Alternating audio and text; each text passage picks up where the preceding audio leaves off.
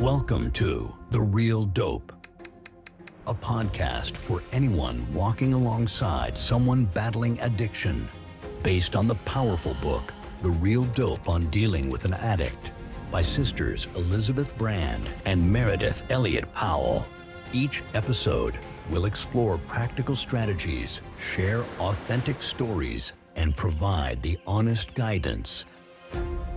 Let's begin today's journey and turn survival into strength.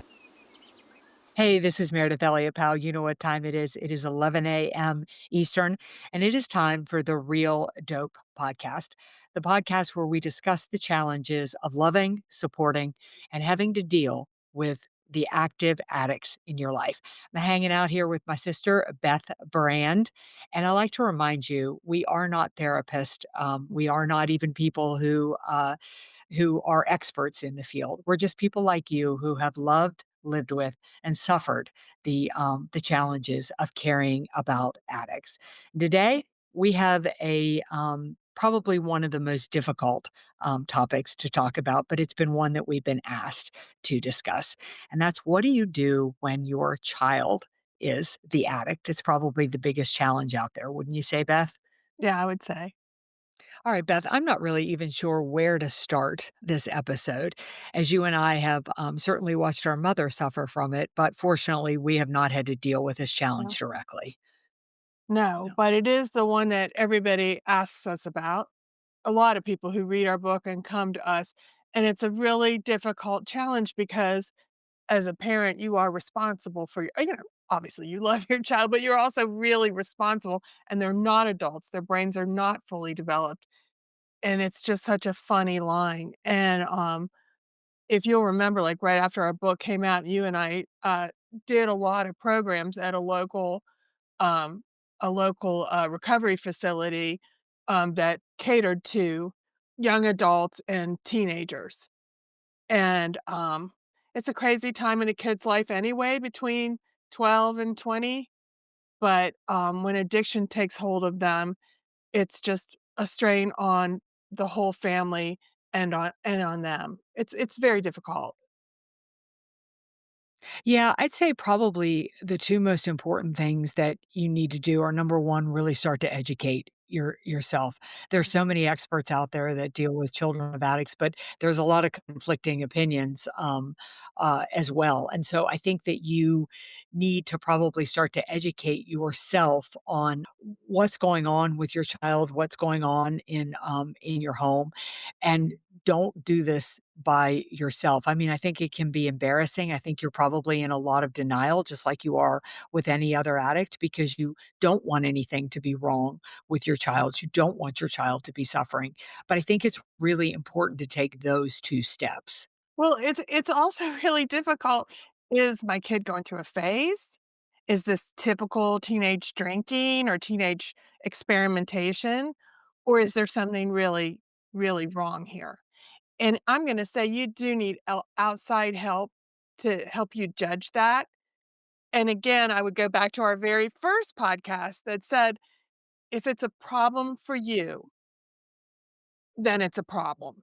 And you don't have to involve your teenager in this, but you can still get a therapist to help you decide this. And you want a therapist who's been there themselves.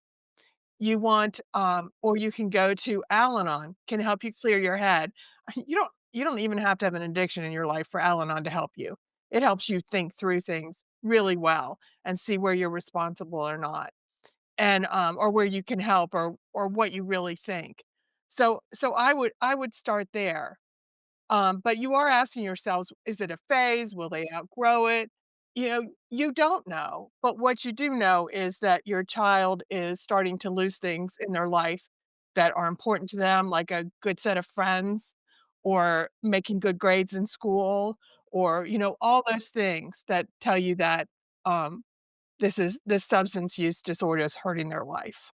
I also think that I if I had children right now, I think I would the risks are so much bigger now. They're so much bigger than when we were growing up, and I think about the people that I know who have suffered the loss of a child from an overdose, and it hasn't always been an active addict. It was just maybe a No, child who no, I decided mean, you can take to try fentanyl something. one time. You can take fentanyl one time, and I even Mhm. know kids that have gotten clean, and then they had the relapse because 'cause you're gonna have a relapse, but if that relapse is with fentanyl, I mean, that's their life, It you can be know? their life. So I think starting to talk to your children about the risks. Also, maybe bringing in other, even like aunts or uncles or cousins, maybe somebody that they can relate to or they can connect to a little bit more because it can feel like your parents always telling you something's going on. So trying to, I had a client who was suffering from this, and he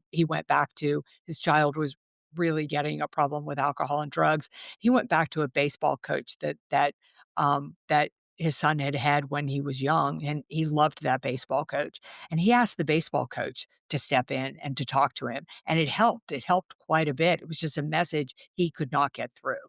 Well, that's another thing. First of all, like, they don't have executive functioning.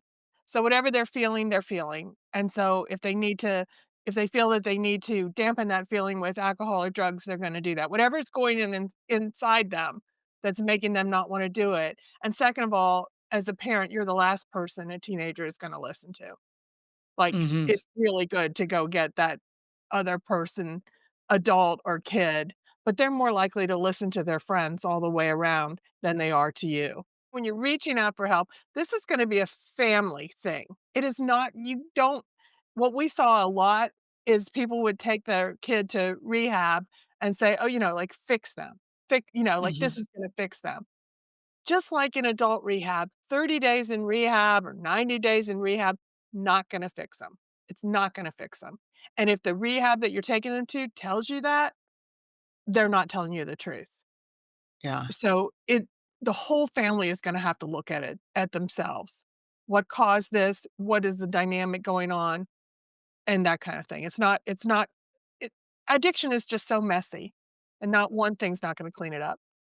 Yeah, I would also say that, that for anybody listening, that the moment this starts to bother you is the moment you need to start to address it.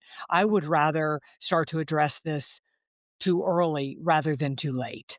Like if you are thinking, okay, well, maybe I'm overreacting. Gosh, when I was a kid, we drank this much. When I was a kid, we smoked a lot of pot. I mean, even if you're thinking that, if it still bothers you, I would still start the process because it isn't black and white as to whether a kid is an addict or it isn't an Mhm. addict. I mean, Or is it that's a part of phase? the yeah, it's part of the problem with addiction is that there's a phase that we all go through where, I drank too much and blacked out for You did? oh yeah, for a number of years.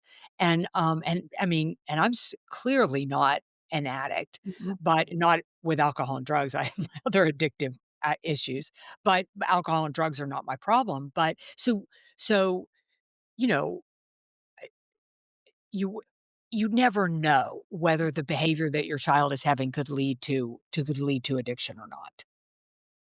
Another thing, I got some, good advice, when my son was growing up. He didn't have addiction or alcohol problems, thank goodness, but, he was a typical teenager, and, I just remember that precious little 10-year-old I had, and that's who I wanted, and I couldn't believe I had this rebellious teenager, and somebody told me who had 3 boys herself, alive till 25. Like, everything else can be redone, like grades in school, everything. You just wanna do what you need like, don't be freaking out about stuff that is repairable. Go for the things that you need to do to make sure that they survive and are, thriving as best that they can. And so if you need to take care of addiction and you need to take them out of school to do rehab or what, then that's what you need to do. Focus on those things. I also think pay attention to their friends. Pay attention Absolutely pay attention to to their friends.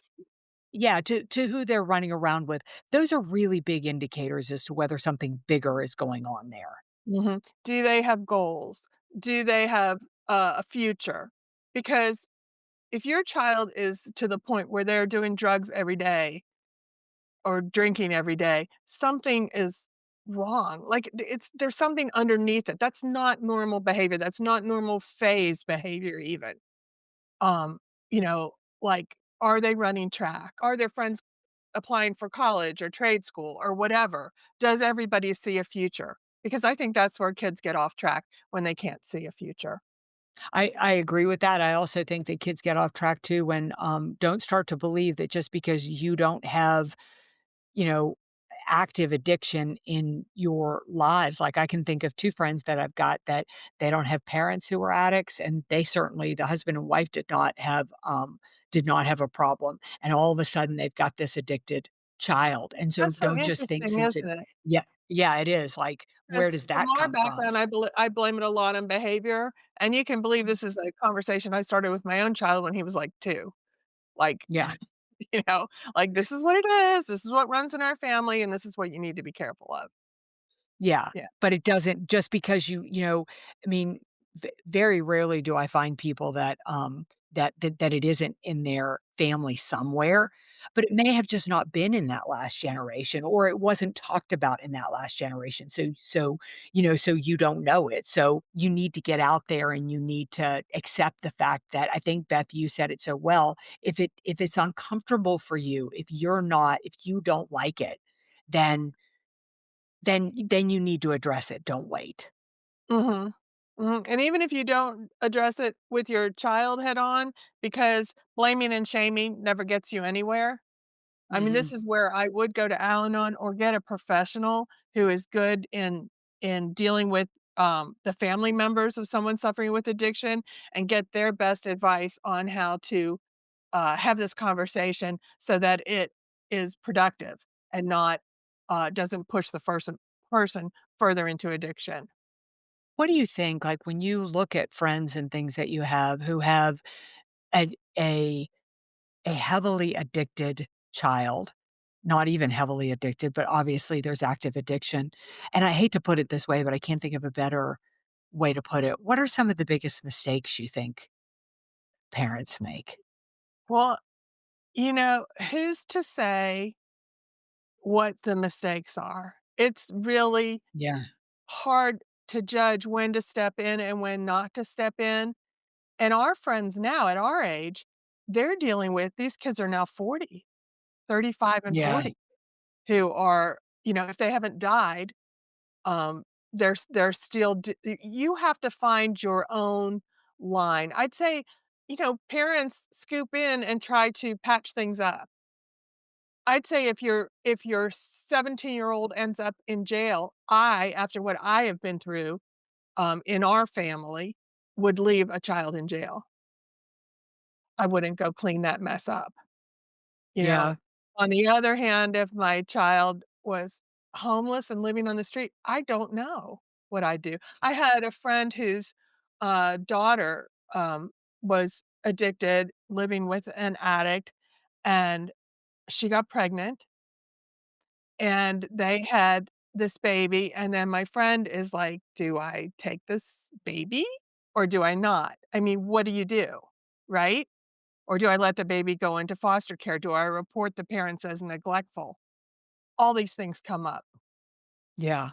Well, I think in that instance, you have to say too, like, you have to realize, back to what we talked about in other podcasts, is that you're doing things for yourself, not Mhm. for the child. But, I was listening to a podcast the other day where this gentleman was being interviewed, and the fact that he works a lot in the tech industry, and he was saying that, so he works with a lot of younger individuals, a lot of males, and he was talking about the rise of depression and things, and he's pretty famous, so he gets messaged quite a bit. He was saying that if past the age of 22, your children are still on the payroll, Mhm. that you need to understand you're sending a message to your child that you think they're a loser. Now, I think that was a little bit strong, but what he was Mm. saying was, you've gotta let people stand up on their own 2 feet, and when you're getting them, like, addiction causes problems. It causes you to miss rent payments, it causes you to get fired from jobs, it causes you to lose friendships, it causes you to have relationships, girlfriend, boyfriend, girlfriend, whatever, they go bad. And they go bad because the person doesn't want to be around the addict anymore. And you you have to let those consequences fall on them because that's how they make change is through that pain, Mhm. But that's you know? different when you have a 15-year-old who's living in your home. So Yes. then, what do you do? And again, I think it goes back to making it more natural consequences than you nagging, and, that you don't give them a car because you're like, "Well, I'm so sorry, I can't give you the car because you're," or when they're 16 or 17 and they have a license, "because you're an addict and I don't trust you." Like, that's that. Like, "You drink and I don't trust you. That is why." If you wanna stop that behavior and, you wanna get help, I'm here to support you, I love you, you're my child, I will do whatever, but you're not gonna drive my car or be alone in my home until, you're trustworthy, until you're a more responsible person. Yeah, and I think yeah, taking away the things that are important to them and the things that they love and that they like. Right. But I think all the time, you have to keep in your mind that they're going through something. Like, there's something they don't have the executive function. I had a doctor tell me when my child was 2 that, to watch this behavior because whatever he's like at 2 is what he's gonna be like when he's 14, 15, and 16, and that was God's honest truth. So you have to remember Wow. that they don't have the executive functioning, and they have this drive. They don't have that turn-off valve that says this is they don't have the ability to see to the future, to understand consequences, really. They're not adults yet. They won't really have that with boys until they're 26, but it gets better every year. But, yeah, so you have to realize that they have a lot of trouble managing themselves, just even if they're not on drugs as teenagers. There's tons of, hormones going through them, their brains are changing, it's just a difficult time anyway. So, Yeah, people out of the and then world you too on top of that, and they have a lot of issues.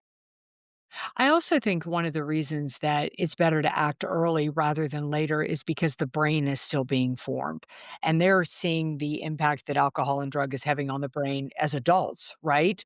That when you add it into children, I think that's what happened to our brothers is that they both drank very young and smoked a lot of pot when they were young and, talking about 13 and 14, and that was a time when the brain was really forming, and that can get, that could, I think it stunted um, their growth with that or amplified their addiction to the drug. I think it's really hard for people. I know it would be hard for me, and it's just hard with normal teenagers that aren't suffering with alcohol or drug abuse. As a parent, you're always trying to find that line between enabling and parenting. Yeah. And it changes. It's not your 10-year-old anymore. This person is in a developmental stage where they are learning to become an adult.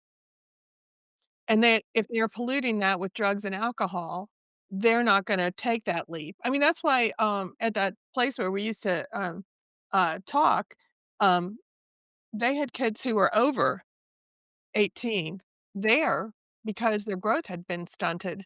Their emotional Right. growth had been stunted. They were left wherever they started the addiction is where they remained. Um, and that's a whole 'nother thing. If your kid's over 18, you don't have any legal ability to control them, you No, know? you don't. When you do help them, you have to help them understanding you're doing that for you, not for them. When they're younger, you have to manage their consequences. Like, you don't want them to wreck a car or, die in a car accident or kill somebody else in a car accident, but to, if they fail out of school, if they da whatever, or, whatever consequences you lay down, if you have to follow through, but those things can be repaired. Don't be like, "No, no, no, I had to make sure they passed that test so that they could get into college." I think if your child's suffering with addiction, that's not your aim at the moment. Your aim is to make them No. healthy again. Yeah, your aim is like you said, school can be repeated. Those things can come back. What is the most important thing, at that moment? What do you think if you had experience with friends whose, children have been dangerous. I believe my friend really managed this beautifully. And today the child is, in their 30s, and he's still not totally functional, but he does function, and he lives peaceably, and he has, the services that he needs to live. But she actually had to take a restraining order out on him, which she did, and he lived in foster care for a while. And then, but she always showed up at court. Like, she always was still so he still knew that his mother loved him and cared for him, but he lived out the consequence. He lived in a school for a while, a school for, kids with issues, and then he lived in foster care for a while with a foster parent who knew how to handle him. But my friend never stopped showing up in the parts that she could show up, and he grew out of the addiction part of it, but he still has mental health issues surrounding it. Mm, The addiction brought on violence, and also he was like 15, 16, 17, so he didn't really have a lot of control over his brain. Now at 30 something, he does have better, executive functioning and is able to control his rage. So he's back in her life and everything, but I just liked how she let the system work. with the boundary, yeah, She let the system work. But she was always there, like, she would bring him clothes, or she would bring so he knew that that base was there, but that he couldn't abuse her yeah, or her love. And the other part of that was, a lot of times these kids are so angry, and teenagers love to blame their parents. When their yeah, parents are taken out of the thing, they only have themselves to look at. That's part of the nice part about residential treatment, is it takes them away from, a house where you can blame mommy and daddy for everything, and they only have them and mommy and daddy might be totally to blame, who knows? But that's not gonna get you ahead in your life. no, And so yeah, yeah, and so yeah. when they are in residential treatment, which is just really expensive and hard to get, um, they are in an environment where they no longer have, mommy and daddy to blame, they only have themselves to look at, and that's just the best thing in the whole world.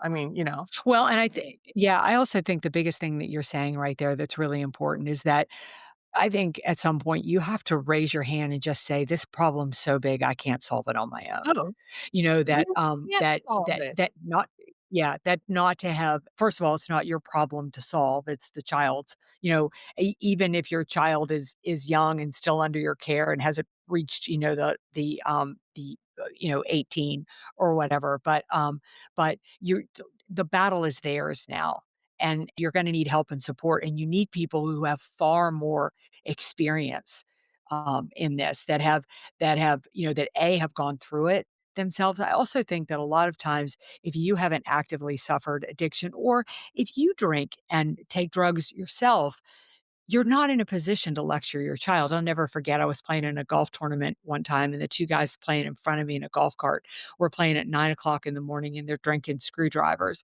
and they're talking about his son who was an active drug addict and didn't understand how the hell he became an active drug addict. I'm thinking to myself, "You're drinking screwdrivers at 9 o'clock in the morning." Not that they're an addict, but I'm thinking to myself, you can't hold a cocktail in one hand and can't tell your child they can't smoke pot. You know? No. I felt like our parents had that distinction in their brain, like alcohol was fine, but drugs were No, bad, you know? I think that generation had that Yeah, distinction. You know, I think yeah, even and so today we say, "Oh, drugs or alcohol," when to me, yeah, in my mind, it really is I still say them differently so that people hear yeah, that, but it's my Hey, I just wanted to circle back and say if they are looking for, um residential care, to be really careful. Don't leave your yeah, it's so tempting to wanna say, "Oh, they're a professional. They know what they're doing. I will leave this issue that I have no idea how to deal with at the door." I mean, the fact of the well, when we did our book, I don't know what's true today, but when we did our book 10 years ago, they there were no real laws around what had to yeah, happen or who people had to be or what so do not leave your discernment at the door. Kids get in trouble at these places all the time, and, because the places are not good. So, just be really careful and keep your, I call it mommy dar, but keep your parent dar up. And if your child calls in distress, I would believe them. Yeah, I would too because it's we just had that one in Asheville, North Yeah. Carolina, where those kids died, and Mhm. I do think that. I mean, I think this is definitely, keep that up. Well, it's hard to believe, but we are at the end of the podcast. What's your biggest lesson for today? My biggest lesson is you can't figure this out on your own. It is I mean, doctors can't nobody can figure it out. Parenting a teenager is hard enough. Addiction just puts a whole 'nother level on it. So even if you're just mildly concerned, like you don't know if it's a phase or if it's addiction, seek out seek out a friend you know who's dealt with it, or seek out professional, somebody who also knows, or go to an Al-Anon meeting. It doesn't hurt you. It's great, and then and try to get some clear thinking from that. How Yeah, about I'd you? say that's definitely my big lesson for the day, so I'll just add on is that this isn't a reflection of you and that, I think the biggest thing that you said is most important is the addiction is what needs to be dealt with right now. All the other things don't really matter. I love that, keep them alive to 25, That is that focus on that and the other things can be repaired. I love the idea of discussing next week what to do, how to help and support children when there's an active addict in the household. So I think that's a really great topic that for I next do week. have experience with. Whether that's another child who's an addict, or whether it's a parent, or even just relatives that you're inviting over for for the holidays. So join us right back here next week where we'll be covering that topic. And don't forget, when you have ideas, you have thoughts, reach out, send us your ideas and strategies, and we'll feature them right here on The Real Dope. See you next week. Bye.